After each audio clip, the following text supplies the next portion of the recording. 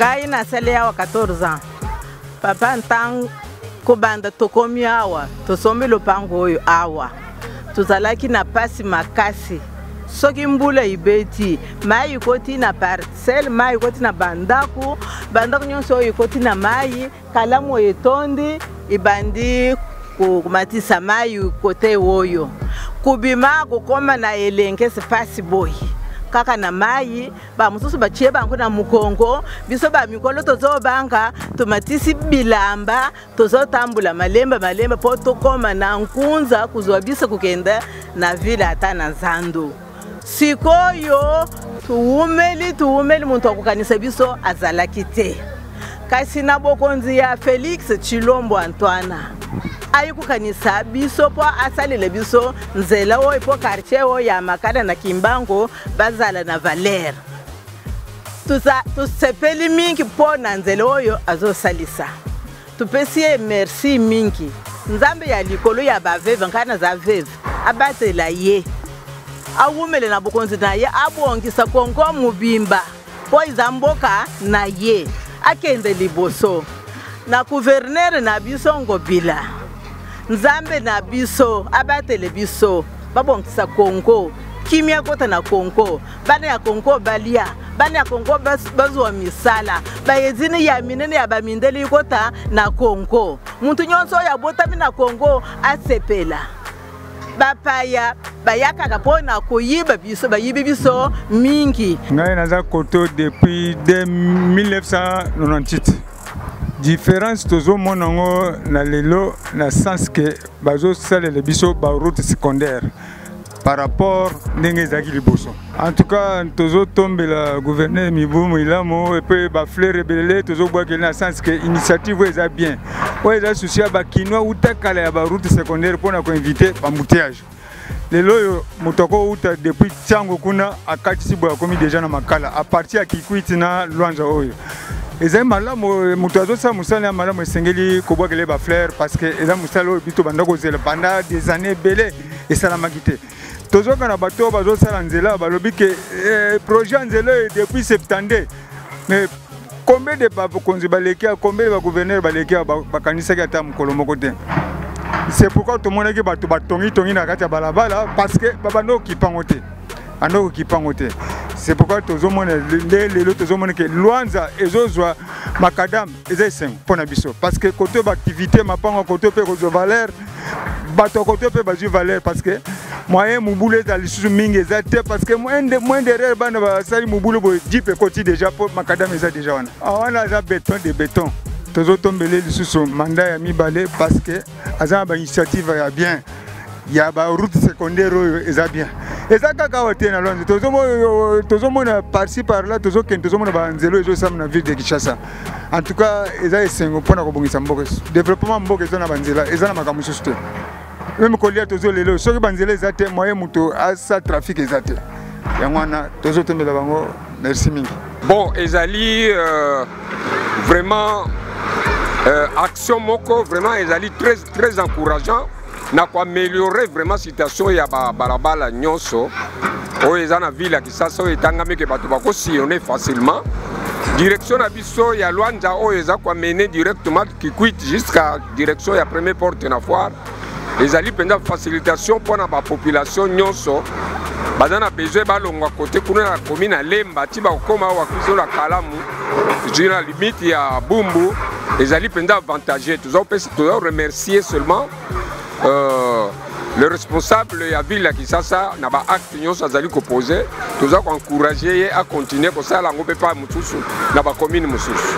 Bon tozo sepelera ndenge tomoni ba eko réhabiliter nzela oyo parce que côté oyo ezali mwa passé omona mutu azana lupangu na ye ou bien afandi côté oyo omona ye na mutuka ou bien nini ezali mwa passé même ndenge bana oyo bakuluna babundaka wa tomoni soki nzela lelo ebongi même intervention à la police ko banda kota na facilité tozo sepela mingi parce que tango gouverneur azana kati ya mboka azo raisonner banzela oyo c'est que tozo bwa kelega ba fololo a continuer ko raisonner pe banzela mususu etikali ba ko bana kosala ngo po mboka Kinshasa pe ezala mwa miroir ndenge ezaki na kala. Je suis dans l'entreprise Afrimex, responsable sur le chantier. Et ici, nous sommes précisément sur l'avenue Luanza. L'avenue Luanza, de l'autre côté, vers Lemba et puis Mombelengaba. C'est ça le nom de l'avenue Kikwit. Donc c'est une continuité de l'avenue Kikwit. Un projet de construction d'une nouvelle route qui commence précisément à la deuxième porte Fiki jusqu'à l'avenue Lengesa. Et ici, nous sommes déjà à 3 km de l'avenue de la deuxième porte Fiki. Donc on est tenté d'avancer. Ici, il ne nous reste que 500 mètres précisément pour que nous puissions finir notre projet. Il fallait chercher comment entrer vers Lengesa parce que les avenues sont vraiment ont une largeur si petite. Et nous avons pensé commencer d'abord par stabiliser les sols. Stabiliser les sols en mettant déjà des moellons parce que ici, on a trouvé que non, il y a des poubelles. Il y a des poubelles, il y a beaucoup de déchets, même à 2 mètres de sol, qui ne permet pas de commencer directement à faire notre macadam, de construire directement. Donc vous piégez, vous allez piéger vraiment le sol jusqu'à enlever le poubelle et puis recharger les moellons et puis traiter, ce qu'on peut dire, traiter les sols. Et il fallait bien que nous puissions recharger les matériaux. Nous avons commencé avec le moellon. Nous avons commencé à partir de Lengesa là-bas, on a laissé au moins 100 mètres. Et après ça, c'est là qu'on a commencé à recharger. Et d'ici là, nous allons arriver à la rivière Kalamo, afin de commencer maintenant avec les caniveaux. Parce que notre souci était que le véhicule ou les camions devaient entrer dans le chantier pour fournir les matériaux. Mais il n'y avait pas des accès. Pour avoir des accès, on devait appliquer cette méthode afin d'aller si vite. Nous comptons aussi sur le réseau divers que nous travaillons avec eux. Parce que souvent, il y a d'autres États qui ne viennent pas de nous. Souvent, nous travaillons avec la SNEL et la Régie des eaux. Tel que là où nous sommes, vous voyez derrière nous, il y a des poteaux de SNEL que la SNEL doit faire déplacer ces poteaux et puis que le projet puisse continuer.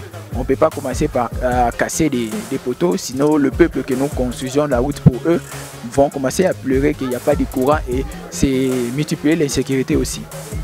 Également avec la Régie des eaux, il y a des tuyaux qui sont sous terre et qui doivent être peut-être enrangés, moins de cassures. Et c'est ce qu'on a besoin aussi.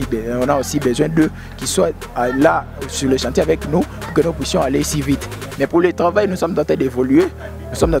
C'est pourquoi nous avons créé 3 ateliers.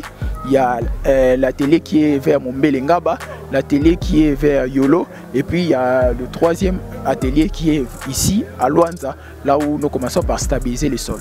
Ce projet a été annoncé depuis longtemps. Il y a plus d'une année, il y a même des référents qui disent que non, c'est un projet qui date de l'époque du président Mobutu, quelque chose comme ça. Donc c'est un ancien projet, ce n'est pas un projet qui commence aujourd'hui. Mais avec le président Félix Tshisekedi, nous les réalisons. Ce sont des projets que nous voulons bien que le président de la République, M. Félix Tshisekedi Tshilombo puisse lancer, et à travers le gouverneur de la ville, M. Gentini Ngobila, de bien vouloir exécuter et préparer encore ce genre de projet plusieurs fois, ou les lancer encore beaucoup, en fait que le commune puisse être désenclavé. Parce que cette commune, vous voyez un peu, cette route va lier 5 communes. Donc ce n'est pas un si petit projet, c'est un grand projet. Et nous voulons que, avec l'aide du président et du gouverneur, nous puissions avoir ce genre de projet, afin que le Congo aussi puisse avoir des routes qui, comme nous voyons, ou bien la ville soit éclairée, que la ville soit aussi propre comme nous le voyons dans d'autres pays. C'est un peu ça notre souci comme Congolais.